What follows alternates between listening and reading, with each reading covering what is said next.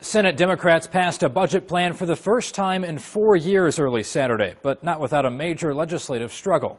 The Senate has passed a budget. That announcement from the Democrats' budget chairwoman Patty Murray came just before 5 a.m. Eastern Time, after more than 20 hours of debate over the budget plan. And the final tally couldn't have been closer, 50 to 49. The passed plan focuses on job creation, with $100 billion in stimulus spending up front. And despite modest spending cuts, it would tack $5.2 trillion more onto the national debt over the next decade.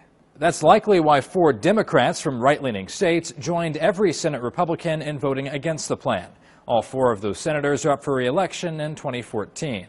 The passage came less than 24 hours after the Republican-controlled House approved Paul Ryan's budget, which plots a vastly different roadmap for the U.S. budget, with massive spending cuts and major changes to Medicare. Considering the ground left to cover between the two plans, the Democrats' passage of their own budget could be largely symbolic.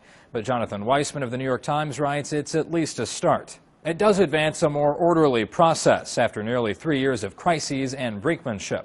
If House and Senate negotiators can agree on a framework for overhauling the tax code and entitlement programs like Medicare, their committees could go to work on detailed legislation. The next budget impasse comes this summer, as the government will again face the prospect of raising its debt ceiling.